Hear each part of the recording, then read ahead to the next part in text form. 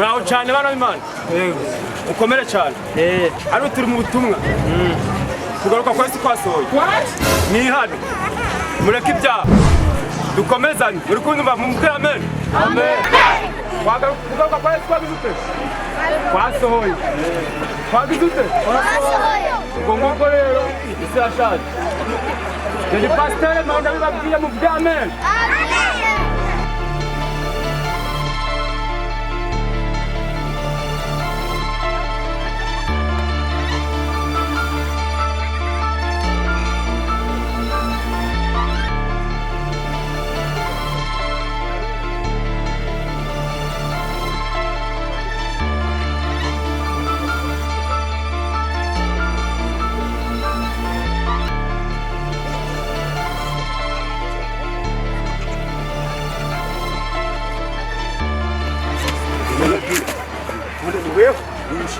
Well, ibiki sasa? Yo pastor. Nizwa guys. Yo pastor. Jewe pastor mayo narration. Ibuka. Nibuka. Bivuge. Nongo mbivuge. Bivuge. Wakataje ba mama nose. Ha mama mwiza. Aba arahe ibuka ba mama mwiza ba ndugenda kugeragera. Umva umushuranye mama mwiza. Sifashe inzoga. Kasi nasinywa. Umva. Kwa mubyani kukujijura. Kina nagwaga inzoga. Izi nkovu zose kugira mbere sibando mwangu bitaguye. Nasinze. Unaravuze atakubwira nicyo n'inzoga umugabo. Apantaro niguriraga dore kibyo wambaye. Abo kugura ishati waguze. Niko ndeba. Iki kintu iki. Mwapfu mukiri bato nakazawe ni mitike ihane kankubireke ebuka kwa mama mwiza abandi barundi bagira akato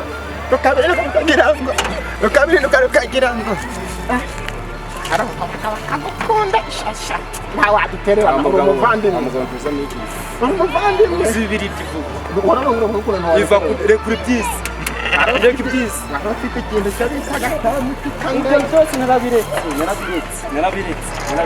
niba kindi kurongora cyakigore kikayagarura kikayanywera ega nabyina kamucerenge none niwe uri kubwiriza abantu umva kubwira sawa ibyo twabinyuranyemo yego nabyemeye ariko ubu ngubu mbere kwereke mutumana batagenda naga mbaje kwese mu gitabo nawe yihane uje mu harimo imana amubwire kindi bitazi tuzi ko dukundaga uri umuntu w'umugabo wakasha satani tuzi ko dukunda satani Ozagaruke inzimbe abantu babajama inzimbere ni gende nsubire kwigisha ore rimwe nagire rimwe exactly bazo gusezera abantu babajama urabizi we muhame y'abantu undi kwigishiriza abantu banje ahubwo njewe mbivugira imbere y'abantu njewe ndagiye mbivugira imbere y'abantu ndagiye uragiye aho kubyonjwe nawe oya ariko uzaga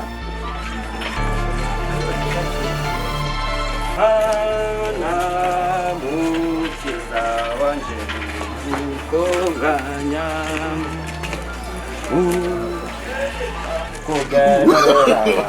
no nanje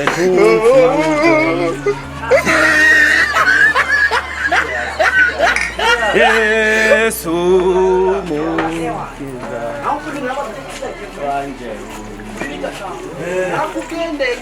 Mokozi wangu ukugendelea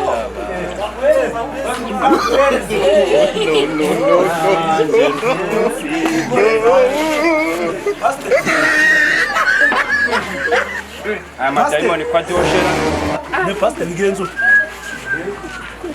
narinzi ko yari hanyegaye ndari fata aya pastor tubwirizaga hararura pastor ejo ndi wari mu butumwa naranyubije yaba byiza kureka bibiliya nibyo byiza ariko tukisangirira urabizi ubuzima buryoshye na bibiliya horani yambaga n'atiti karibu pastor karibu hejuru y'umurava ukoze ndakubwiye noneho hanjye tugiye kujya turabigira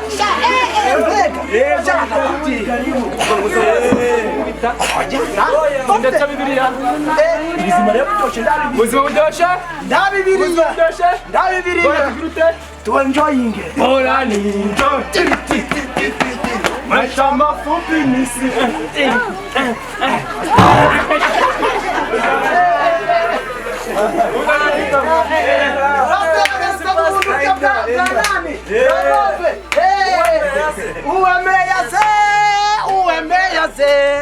inzoga zo ntituzibuze ndakubyana kwa manu n'ibiciro babimanuye twe pasite nibyo nari ndi kugira ndaza kukubwira ni wowe n'ibiciro babimanuye kuri kureba hajya bayita musigadoro bayimanuye ibiciro bagiye barahanandura bavanyeho ganya amadolari kose bari bogeje umva reka mubwire ajya ngo mu migani ngo aranditse ngo vino ni kibyo byose rabikuri vino si umukobanyi inzoga zirigisha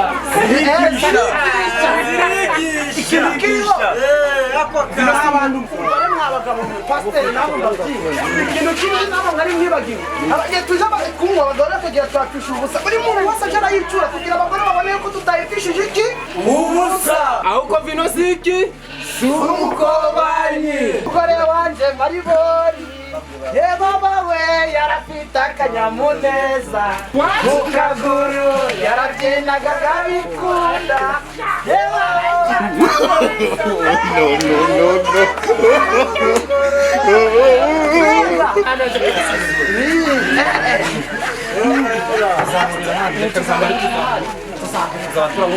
uzi muranyurira umugiye kugura hano zaramanutse kwa manu manu yaragiye cyangwa kuri radiyo ya radiyo ve nawe yaragiye ashyiraho na musitikadoro avuga ngo mbega twewe ibiciro twabihana maritini furidomu musitikadoro na amarura marura byose kugifunga